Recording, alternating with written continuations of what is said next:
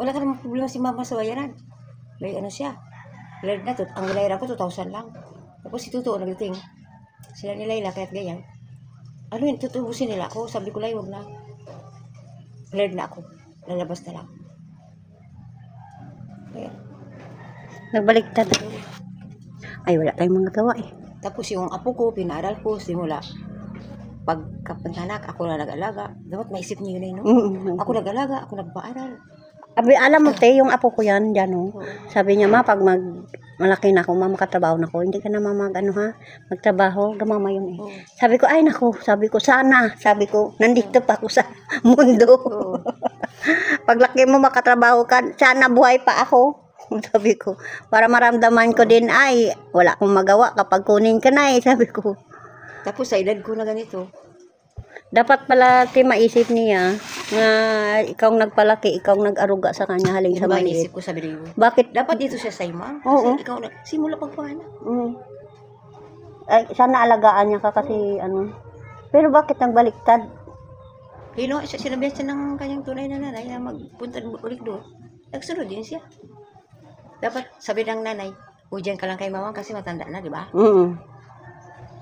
May trabaho ka na. Bisin doon siya sa nanay niya, te. Kung kusa siyang nagabigay. Kasi lang niya, ma, musta ka na dyan? May pangbili ka ng gamot dyan? Ara man da si ano mo, si ano dyan. Kasi tapos dito si kasi ako. Magalit sa kay Biboy. Anong ginagawa ni kay Biboy dyan? Sabi. Eh, si Biboy nga nag-alaga sa akin dito. Sabi niya. Ba't tanoan mo si Biboy? Dapat niya siya kasi ano siya. Siyang ikaw ang nag-ano sa kanya eh. Pero parang wala man sa isip niya. Nagpasalamat lang siya, naglaki na siya, napunta siya sa nanay niya. Pero may trabaho naman siya, wala sa asawa.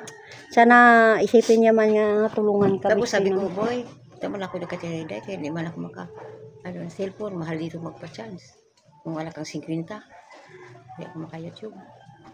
Tapos wala makamong ilaw? Oo, wala ilaw. Dito dalaan lang kita ng ano. Maraming gulay doon sa labas ng ano.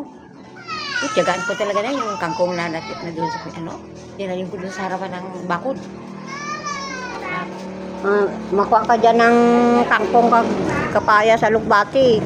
Bili ka lang doon ng alamang. Ayos na yun. Dinagay ni Biboy sardinas. Sarap pala. Oo, maglagay. Pwede mo sa sardinas. Masarap din yun. May baliktad ka eh. Ako naman mga anak, natulungan ko tungod pinapabayaan ng mga bana. Asawa. Ay, Diyos ko ng mga pabuhay nyo. Ang unang na ano, talaga ako nga, hindi talaga ako mag-asawa. Natakot ako baka. Kasara natin ito at